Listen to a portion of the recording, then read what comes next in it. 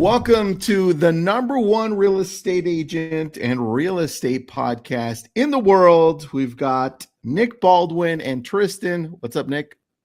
Hey, quick question. So we've been saying that for the last several episodes. Welcome to the number one real estate agent, real estate brokerage, real estate industry, real estate podcast. Has ChatGPT picked that up yet? Yeah, I picked it up from the very first time. Oh, it did? Okay. Yeah. Well, it's been a few weeks because you were really sick. You had a man cold, I heard. I did, buddy. It was not good. I'm still coughing, so if I cough, I'm gonna mute it. Yeah, we don't want to hear your phlegmy throat in the back there. Hey, while you were resting up from feeling better, something kind of unexpected happened. Unexpected, but expected. But what?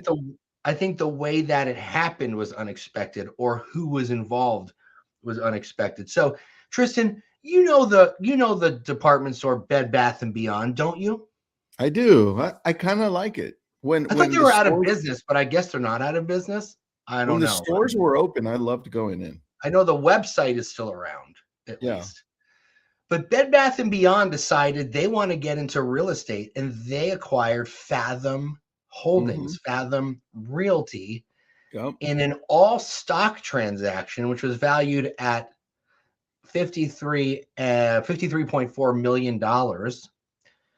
Which, I mean, if you look at the Remax acquisition and do we know how much the HomeSmart acquisition was? I can't remember. Do we know? No, we don't. But compared to the Remax acquisition at $800 million, $53.4 million seems a little on the low side. I mean, don't get me wrong, I'll take it, but well, you've got a few different situations here. You've got Fathom Realty has about 15,000 agents, and HomeSmart, if I remember, not 6, HomeSmart, it was Next Home. It was Next Home. Next Home has about 5,000 or 6,000 agents, I think. And I think the biggest difference in what we were reading about is two things. One, here's something that a lot of people don't know. I pulled it up. In March 2026, 3 months before this deal, Bed Bath & Beyond made Fathom a $2 million secured bridge loan at 9%. Interesting. So this shows that, number one, they were somewhat distressed, and number two, Bed Bath & Beyond saw an opportunity to take advantage of that and said, "Hey, why don't we purchase you for the data?" Here's the interesting thing. So Bed Bath & Beyond CEO has been building what he calls a, quote, everything home strategy. If you think about this, it's actually pretty smart. And it's going to be interesting to see how Fathom and real estate transactions fit into this, or how it goes. So instead of just selling furniture, bedding, and home goods, the company wants to participate in the entire home ownership journey. Buying a home, getting a mortgage, furnishing the home, which is what they do, home renovations, installations. But here's a couple things. So is it the beginning of the everything home era? I mean, we see the one-stop shop, right? Like we see like the Rockets buying the Redfins, and, Compass buying Anywhere. We're seeing the one-stop shops, but are we going to see like TJ Maxx go out there and acquire Berkshire Hathaway? Like, do you know what I'm saying? Like, it's anybody's game right now, Yeah, here's what I think happens, because for me, when I look at this, I don't think it ended up working. I think this is one of those cases, you fast forward a few years from now, and it was an absolute terrible garbage decision, because you look at the brand itself. This isn't the one that this isn't one of the posts that you're going to make. One of those, a great idea. This isn't one of those good ideas that I said, oh, that's actually a good idea. Like, I actually thought EXP purchasing Next Home was a really good idea, because both of the brands are different enough for EXP to use Next Home to recruit, right? And to kind of hold people there. This one, though, this is just some company that sees what they think is an opportunity. And the problem is they're playing catch up, dude. Everyone is in this game. Everyone wants to play the game A to Z. It's like EXP wants to do it. Zillow wants to do it. Homes.com wants to do it. Rocket wants to do it. And the brand Bed Bath and Beyond, I mean, dude, it's a freaking discount brand. Well, check this out, dude. Check this out. Okay. Imagine this, Tristan. Just imagine. It. Let me just envision this in your brain. All right. Customer goes to Bed Bath and Beyond. Okay. Me. I love Bed Bath and Beyond. Goes to Bed Bath and Beyond, which, by the way, since you're helping out with your sister-in-law's baby, this might work for you. Okay. Yeah. Tristan goes into Bed Bath and Beyond, buys a nursery set. Okay. Yeah. I could see that. Are you envisioning this? Bed Bath and Beyond identifies them as likely home shoppers. True. The lead then goes to the Fathom agent. Obviously, they would have to agree to talk to a Fathom agent. But if you think about it, could retailers become bigger lead generators than Zillow? No, but they know someone buys a nursery, they're having a baby, they're going to buy a house. That's where it falls apart for me, because the part I read that, I'm like, okay, that's assuming a lot. And here's where it falls apart. Bed Bath and Beyond is a spamming company. Oh, that's it. Because what do? It's like when you used to go to CVS and it gave you that long, big. Oh, they still do that, dude. Oh, they still do that? Shit, I haven't been there. But dude, Bed Bath and Beyond, I'm getting coupons so that I can show up. It's like JCPenney, right? If you want to make it in the future of this business, you have to function like an Apple. So who got the raw end of the deal here? Oh, dude. The agents at Fathom got the raw end of the deal. If anything, they can get discounts on their closing gifts. I mean, I hope so. I hope at least I get a discount, buddy. I hope. They better get the employee discount. I like that. That's hilarious. So, guys, we have a cool guest today. His name, Dan, I want to make sure I pronounce your name correctly. Is it Rochon? Rochon. Oh, I got it on the second try. Dan Rochon is the founder of No Broke Months and Teach to Sell, and the author of Real Estate Evolution, also the author of Teach to Sell. He's a certified NLP practitioner and sales coach. He speaks at over 100 events every year, including Keller Williams Family Reunion. He's been featured on CNBC, The Today Show, Washington Post. He hosts No Broke Months for Salespeople podcast, and he's the head coach of the Greetings Virginia Sales Network. I hope that intro was accurate as well, because I consulted AI for that intro, and they're usually correct. Thank you, AI. Yeah, thank you, AI. I mean, with a little help from me, I pumped it up a little bit. But we're glad that you're here. Thanks for joining us. It's a pleasure to meet you. Yeah, nice to meet you as well. So I want to just start off with Teach to Sell, which I think is interesting. It made me think about next time I go into a listing consultation, or next time I go into a buyer consultation, instead of trying to close the deal, you're educating your consumer on the situation or the scenario that they're entering into. Is that essentially what we're trying to get through here to the agent? Yeah, most sales agents, and I've been doing this, for 20 plus years. And what I've recognized is that most sales agents, they are taught to basically beg and plead, hire me, hire me, hire me. And that's not the best framework to be able to get hired often. And so it's really about teaching the agent or the salesperson, the sales professional, about how to be able to ethically influence, and to do so by gaining trust through becoming the guide. So instead of singing and dancing when you're on a listing appointment, you're there to consult them to get hired. And so it's really just a framework that is different than what traditional sales have been taught. Yeah, that's super interesting. So so the book is Teach to Sell: Why Top Salespeople Never Sell. which is kind of like a contradiction on its face, right? So walk our agents through it. What's the actual moment an agent realizes that the pressure is the thing that's costing them the deal, and that teaching is what closes it? Well, I'd say there's not necessarily like a pinpoint in time. It starts with the entire process, right? So, for example, when the phone call's coming in or you're originally having the conversation, at that point you're gathering data, and then you're setting the appointment. So, in between the time that you set the appointment and you go on the appointment, that's when you edify yourself. That's when you're going to send them videos of, testimonials to show the seller, in this case, why they should hire you.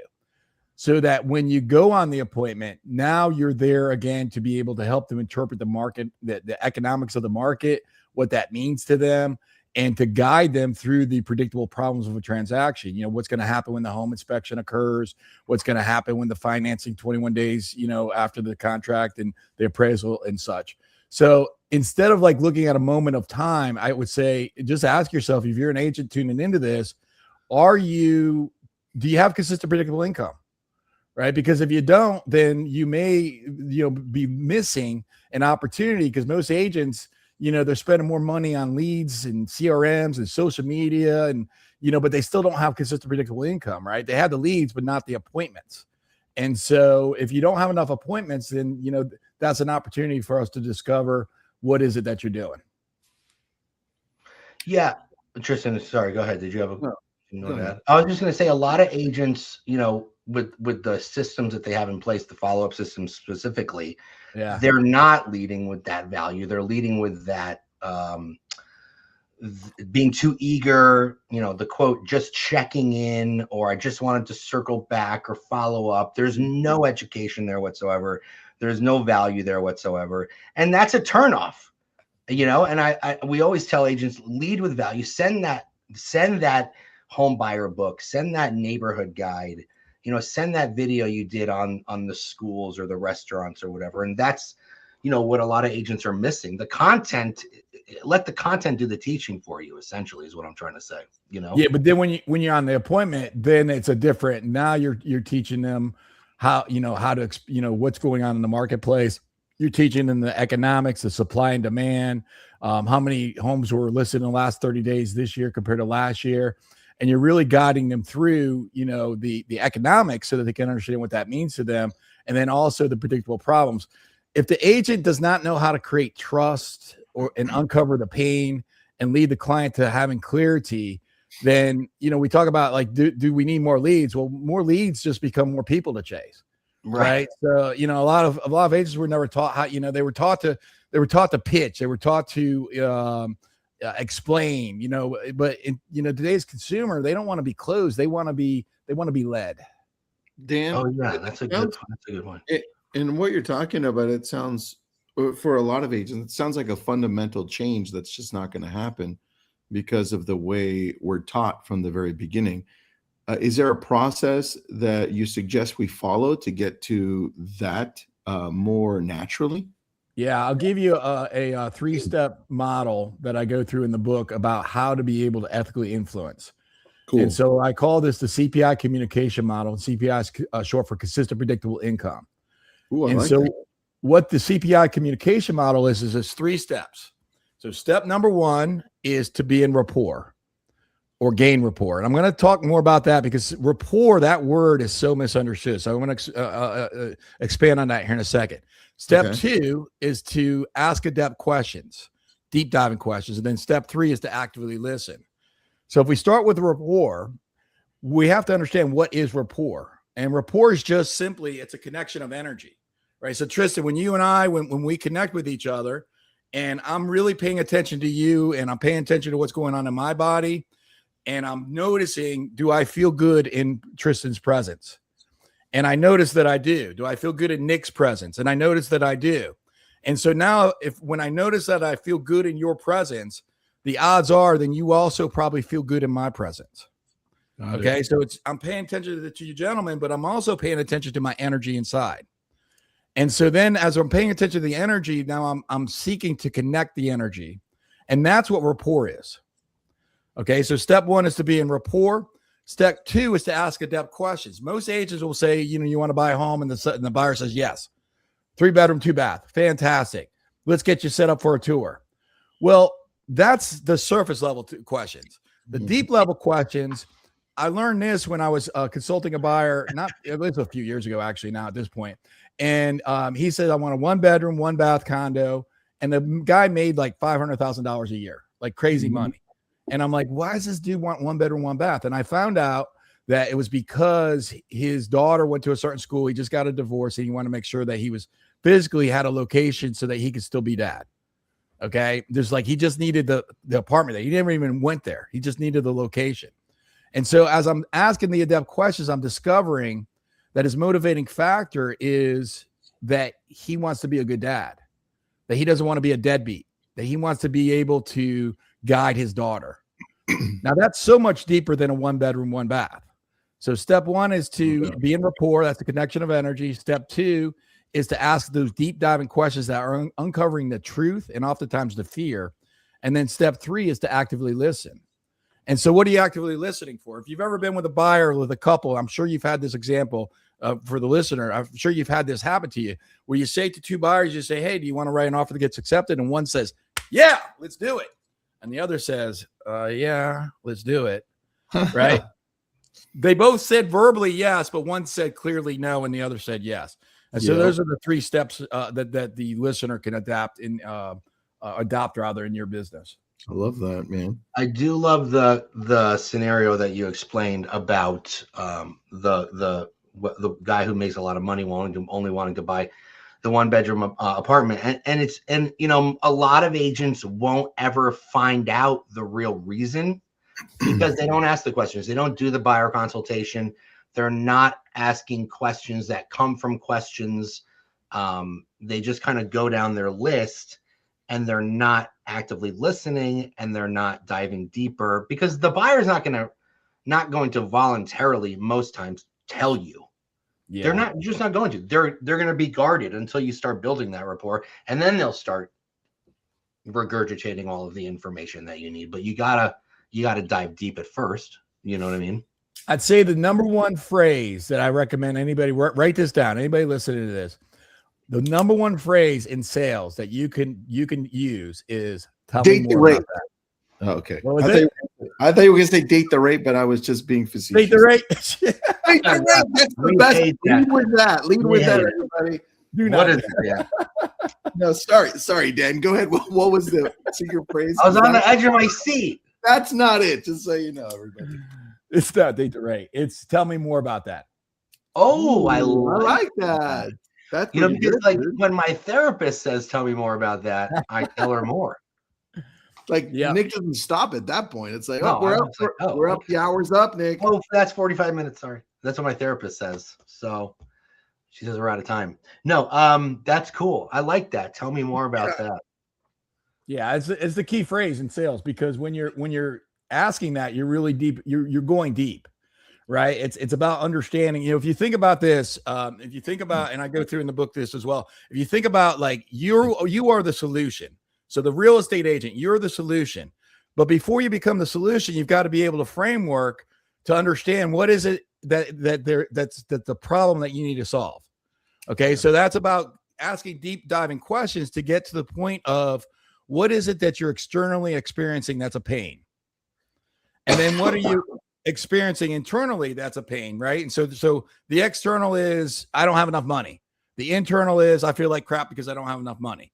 Right. Well, that's fine. Well, we can find solutions for that sometimes not. And then understanding what is it that they want. So you become the bridge in between their internal and external pain to their internal and external desire. And you get to understand that by using the CPI communication model to be able to pull out what is it they're afraid of, what is it that's a pain in the butt for them.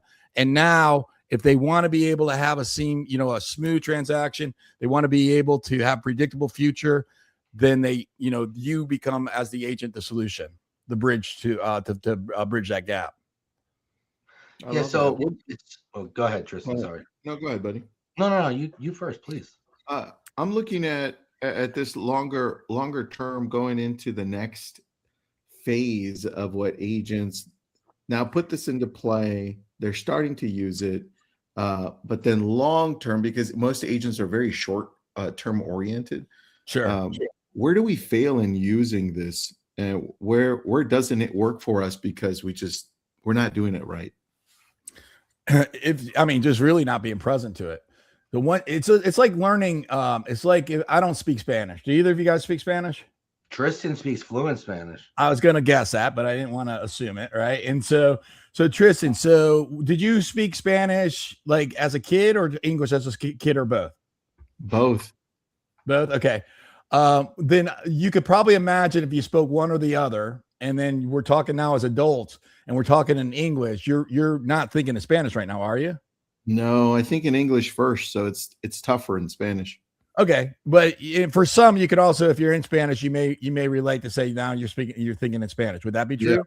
Yeah. All right. 100%. So that right there is an example of like, once you internalize the communication models, okay, once you internalize the language of sales, then it becomes who you are.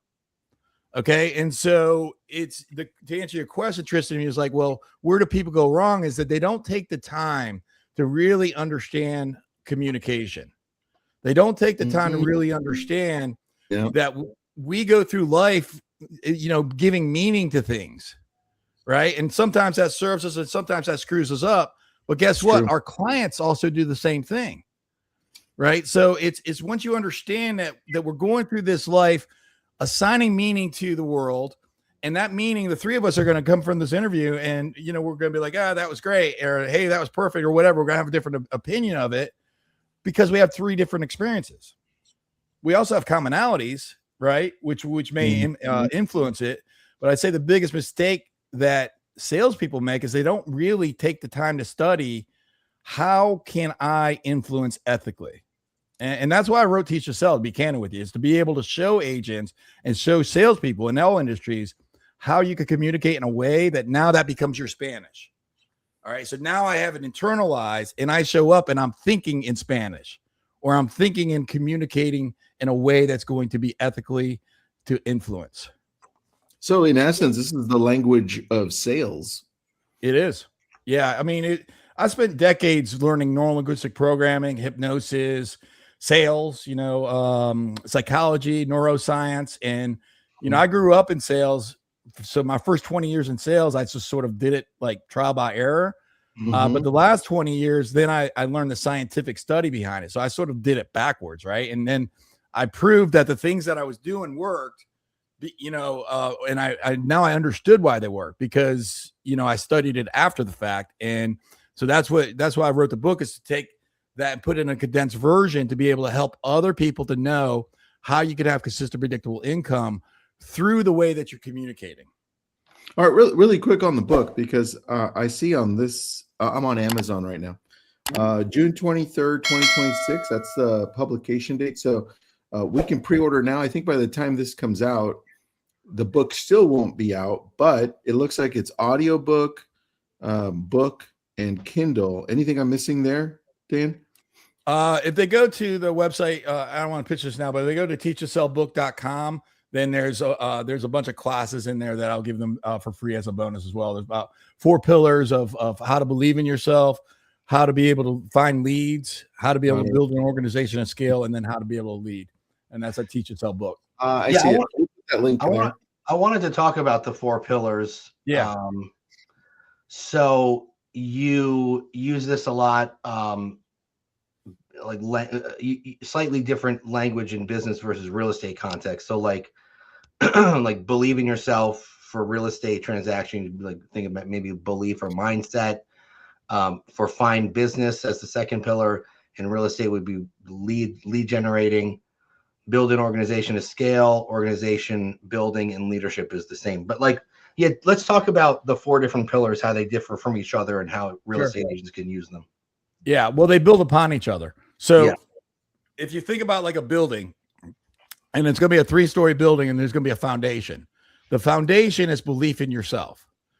And we could give you some points on that here in a bit. But if you're not able to believe in yourself, you're screwed. Right? Like, that's the most polite way to say it. All right. So you have to first believe in yourself, or believe that you can be able to get the right mentor, to be able to get the right answers, to be able to get the right guidance. Once you understand how to be able to believe in yourself, now we start building the business. And the first floor of the business is to lead generate. So there's 3 ways that you get leads. You can get it from prospecting, which costs you time, marketing, which costs you money, and networking, which costs you a bit of both. So now we have our belief in ourselves. The first in the basement, the first story is to lead generate. The second story is to build an organization of support around you. That's where you can implement AI, virtual assistants, systems, and models. And then the last story is in leadership. In leadership, my definition of leadership is to teach somebody else how to think so that they can get what they want. Ooh, I like that definition, man. That's a really. I want to talk about the lead generation aspect of it, because I mean that's I mean, you know, they always say real estate agents wake up every day unemployed. So, you know, a lot of people are saying that cold outreach and traditional prospecting might be dead.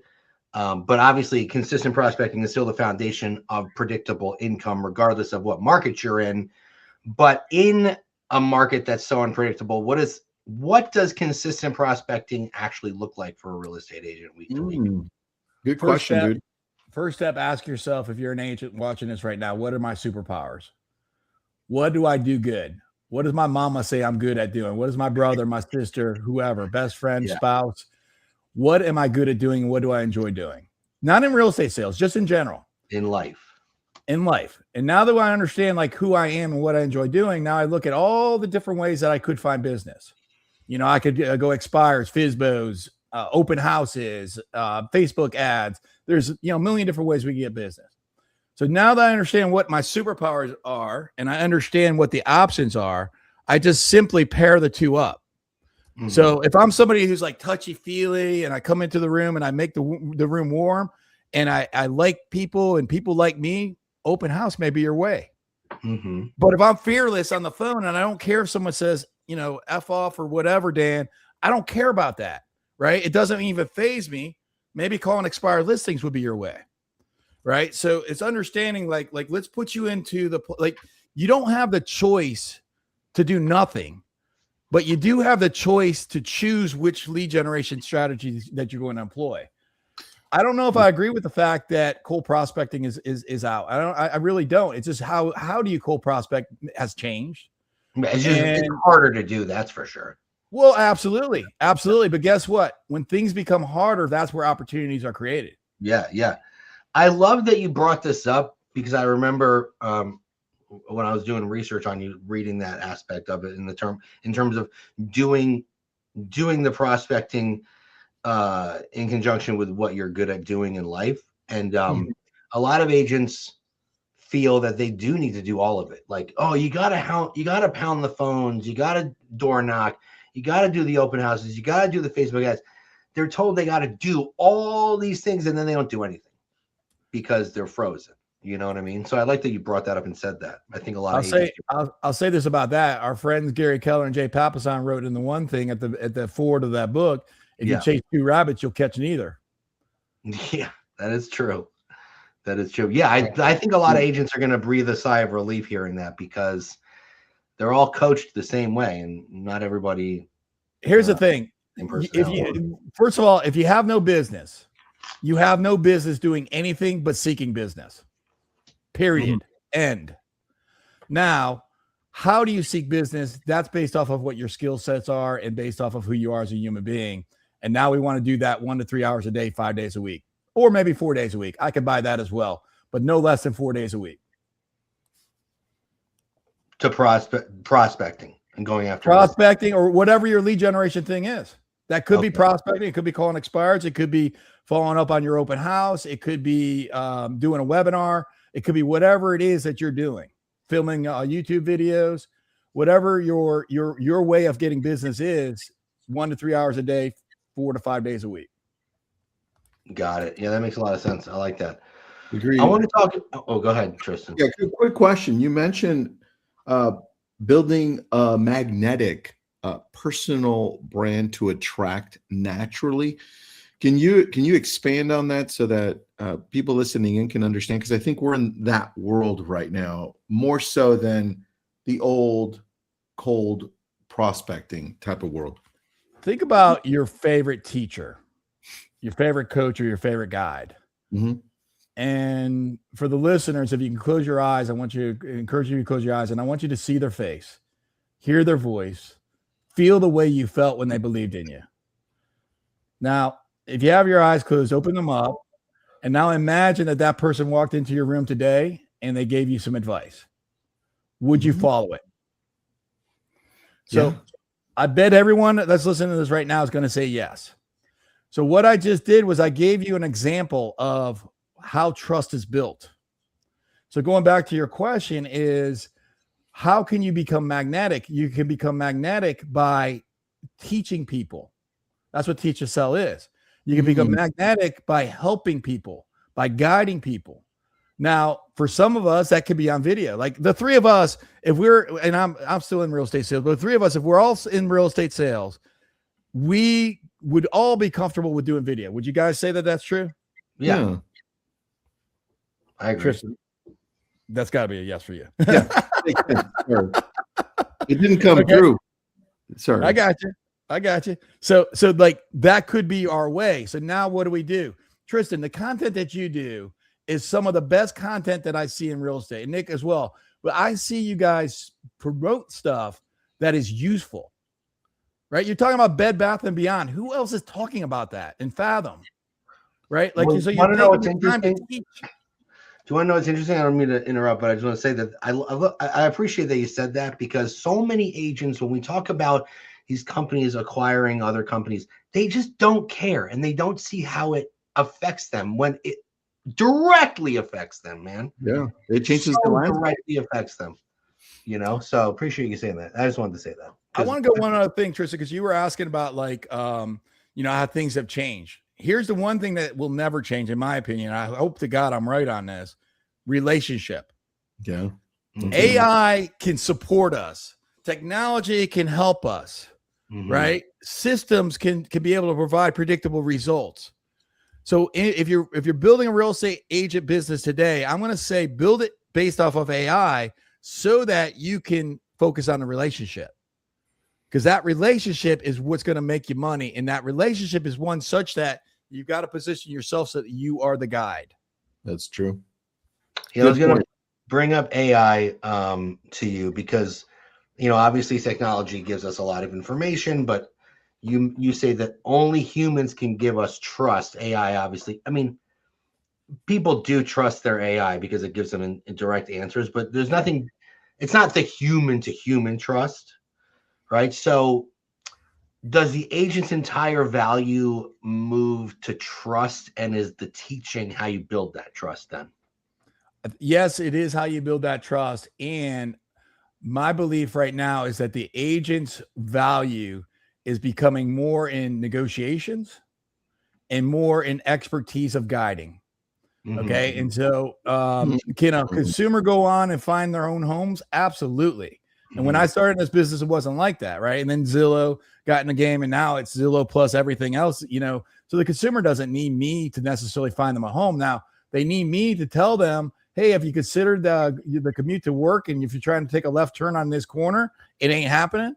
Or have you seen that spray paint on that sign over there? Have you considered the gang that's hanging out in the apartment next door? AI is not necessarily going to know that, but an agent, a good skilled agent could and would and should. Yeah. I'm working with a new clients from Maryland, and they're moving up here in the next couple of months, and they're coming out this weekend to see some properties. And honestly, like, I have taken the strategy of not really finding homes for them. They're sending me homes, and they're on Zillow and whatever. Great. They're on Zillow. They're texting me Zillow links. At least they're texting me the links and not reaching out to other agents. Right. So they sent me a list of, a bunch of houses, and they're all from Zillow, and they want to see these houses. And they ask us very specific questions about the houses and the neighborhoods, and we're giving them very detailed answers back. And I was like, this is exactly what you're talking about.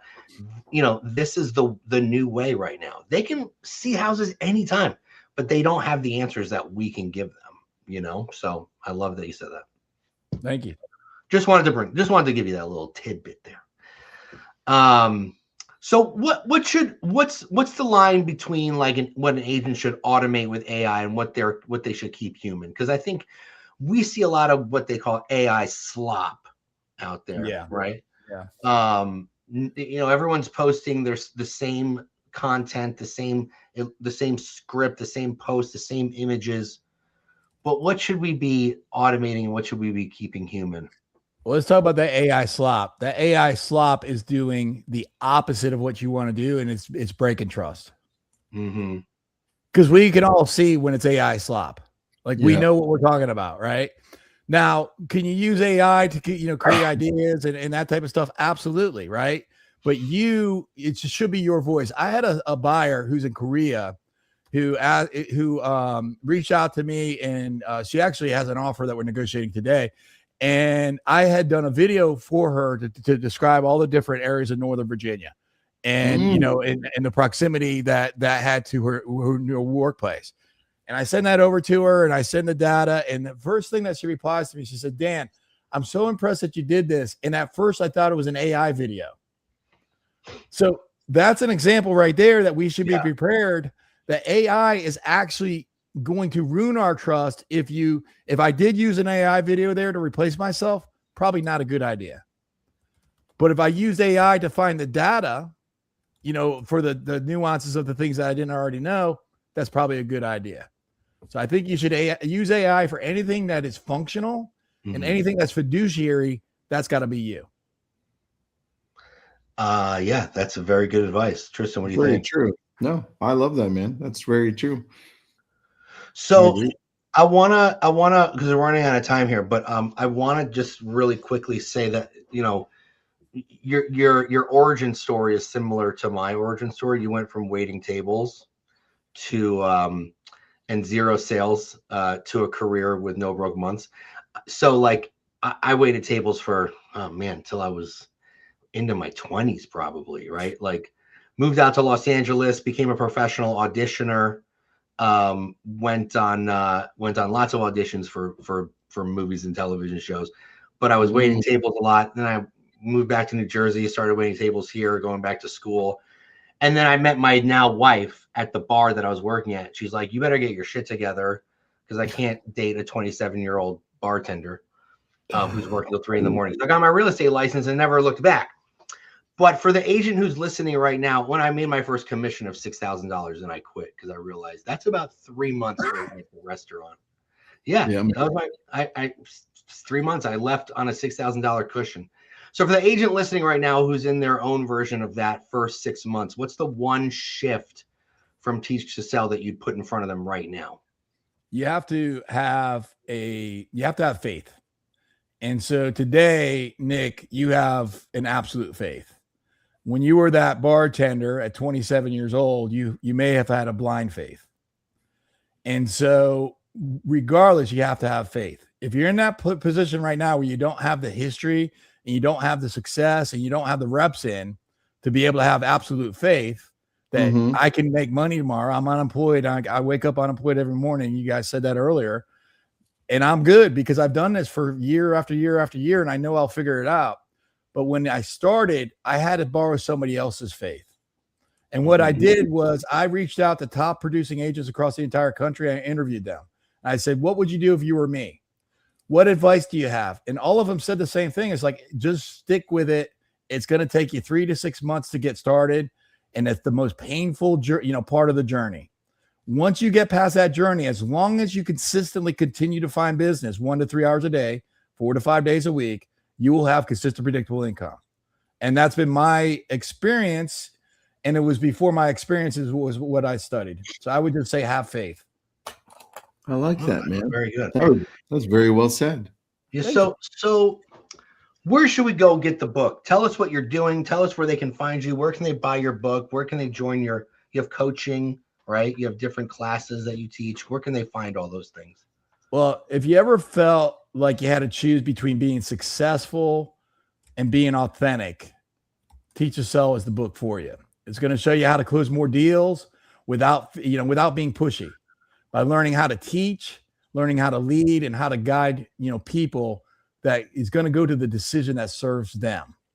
So if you want to close more deals without pressure, start with the book. You can go to www.teachtosellbook.com. That's teachtosellbook.com. I'll give you access to the 4 trainings that our previous customers used to pay $10,000 for. So that's my gift to you, for anybody that gets the book. And Teach to Sell is the first step to consistent, predictable income. And so what's No Broke Months? I see a sign behind you there. So tell us a little bit about that. That's my main website for my coaching company. And it was developed when I've done a lot of cool things. I was, 18 months after getting my license, I bought the Keller Williams Realty franchise and was the operating partner for that for the next 10 years. Oh, where was that?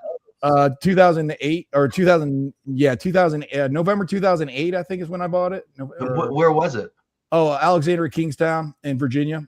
Oh, okay. Very cool. All right. I didn't know that. And, I did lots of joint ventures with mortgage companies, title companies, all that type of stuff. But the one thing when I look back at my career that I'm most proud of is having no broke months since 2008. And so as an agent, not as a broker owner, but as an agent, right? And I'm like, that's the biggest success that I've had in my career. And I know how to be able to teach others how to do the same. And again, that's the reason why I wrote the book, Teach to Sell. Love it. All right, cool. Well, they can go to both sites, teachtosell.com and nobrokemonths.com, and check out both news. This was a lot of fun, man. I had a great time. I learned a lot. It's one of those episodes that I always say when I enjoy it, I say, I have to listen to this one again. I have to listen to it. I have to listen to it as a listener. Do you listen to yourself often, Nick? No, I never listen to myself at all. I don't talk in a radio voice, none of that stuff. I'm just curious because I hardly ever do. It's one of those things. It really depends. Like if I feel the conversation went super well, because like you said, talk to top producers. Just now you said talk to top producers, in all around the country, et cetera, et cetera. Yeah. I mean, Tristan and I are doing this podcast, essentially doing that. Yeah. And so sometimes when we're doing the interview, you don't pick up everything that you might pick up as opposed to listening to it. So yeah, I'll go back and listen to it. Not to hear the sound of my own voice, but to pick up anything I might have missed. Tristan likes to hear the sound of his own voice. So. Every day. His alarm clock says, that's my pick me up. His alarm clock says, Tristan, wake up. Hey, baby. You okay? I like soft. Wake up, sweetheart. Wake up, handsome. All right. Well, listen, Dan, this has been great. We appreciate you being here. Everybody like, subscribe, download, comments, share, do all the things that help us get engagement and views, because that's all we really care about is the views and the downloads. That's what the vanity metrics. Yeah, we don't care about helping people and helping people. Yeah, that's and the other stuff. Yeah, if it happens. If that stuff comes from it, then great. Everyone have a great day. We appreciate you listening. We'll see you on the next one.